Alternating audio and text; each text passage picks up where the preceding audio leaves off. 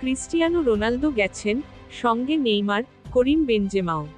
রোনালদোর বয়স এখন ৩৯, বেনজেমার ৩৭, নেইমারের ৩২। তারা তিনজনই সৌদি আরবের লিগে যোগ দিয়েছেন গত বছর দুয়েকের মধ্যে। রোনালদো, বেনজেমার তো এটা ক্যারিয়ারের পড়তি সময়েই বলা যায়, নেইমারও আসলে চোট বাজে ফর্ম মিলিয়ে কিছুটা শেষের গানই শুনতে শুরু করেছিলেন। তবু তার ওই বয়সে সৌদি লিগে চলে যাওয়াটা কিছুটা বিস্ময় হয়ে এসেছিল। এই বিস্ময় হতভম্ব হওয়ার মতো খবরের রূপ নেবে যদি ভিনিসিউস জুনিয়র আগামী ১-২ বছরের মধ্যে ইউরোপের ফুটবল ছেড়ে সৌদি আরবে চলে যান।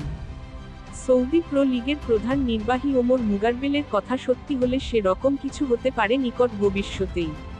স্প্যানিশ ক্রীড়া দৈনিক মার্কার সঙ্গে এক সাক্ষাৎকারে মুগারবেল দাবি করেন, ভিনিকে সৌদি প্রো লিগে দেখতে পাওয়াটা শুধুই সময়ের ব্যাপার। ইউরোপের তারকা ফুটবলারদের পাওয়ার জন্য গত কয়েক বছর ধরেই উঠে পড়ে লেগেছে সৌদি আরব।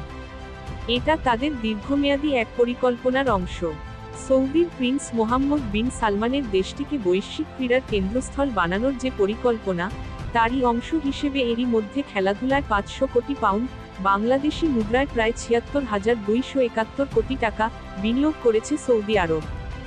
এরই মধ্যে দেশটিতে বেশ কিছু হাই প্রোফাইল বক্সিং ম্যাচ ও ফর্মুলা 1 টুর্নামেন্ট হয়েছে। দেশটির সরকারি মালিকানাধীন public investment fund PIF English premier লিগের ক্লাব নিউক্যাসল ইউনাইটেডের মালিক। এছাড়া ছেলেদের পেশাদার এলআইভি গলফ সিরিজও চালু করেছে সৌদি আরব। কিছুদিন আগে বিনা প্রতিদ্বন্দ্বিতায় পেয়েছে ২০৩৪ বিশ্বকাপ ফুটবলের আয়োজনের সত্ত্ব।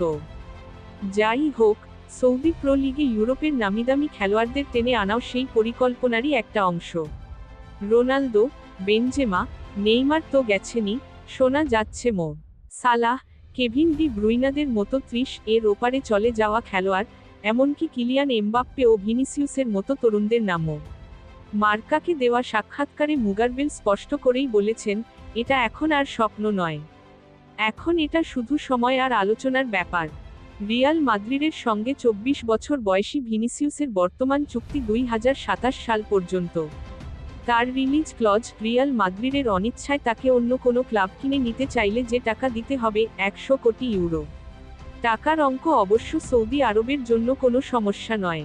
দেশটির পাবলিক ইনভেস্টমেন্ট ফান্ড পিআইএফ ৯৩,০০০ কোটি ডলারের, যা বিশ্বের সবচেয়ে বড় রাষ্ট্রীয় তহবিলগুলোর একটি। ভিনিসিউসের রিলিজ ক্লজের টাকাটা সেই তুলনায় সমুদ্রের এক ফোঁটা জলের মতো। সৌদি আরবের মূল চ্যালেঞ্জ তাই অর্থ নয়, ভিনিকে রাজি করানো। ক্রিস্টিয়ানো রোনালদো এরই মধ্যে সৌদি লিগের সবচেয়ে বড় প্রচারক হয়ে উঠেছেন।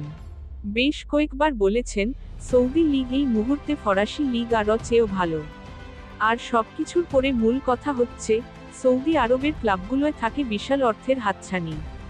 ইউরোপের ক্লাবগুলোকে নিজ নিজ দেশের লিগ কর্তৃপক্ষের একটা নির্দিষ্ট বেতনসীমার মধ্যে থেকে পরিচালনা করতে হয়। এর ফলে চাইলেও কোনো খেলোয়াড়কে অঢেল বেতন দেওয়া সম্ভব হয় না। সৌদি আরবের লিগের ক্ষেত্রে এই নিয়মের কোনো বালাই নেই। সেখানে রোনালদো, নেইমাররা সৌদি আরবে যে বেতন পান বলে শোনা যায়, সেটা ইউরোপের অনেক শীর্ষ পর্যায়ের খেলোয়াড়ের জন্যও স্বপ্নের মতো। রোনালদো যেমন আল নাসরে বছরে ২০ কোটি ইউরোর মতো শুধু বেতন পান বলে গুঞ্জন আছে, নেইমার পান ১০ কোটি। অন্যদিকে কিলিয়ান এমবাপ্পের রিয়ালে বেতন ৩ কোটি ১০ লাখ ইউরোর মতো, ভিনিসিউসের ২.৫ কোটির মতো। তার মানে সৌদি আরবে গেলেই ভিনি বা এমবাপ্পের বেতন ১ লাফে ৮-১০ গুণ কিংবা এরও বেশি বেড়ে যেতে পারে। ভিনিসিউস কি পারবেন সেই হাতছানি উপেক্ষা করতে?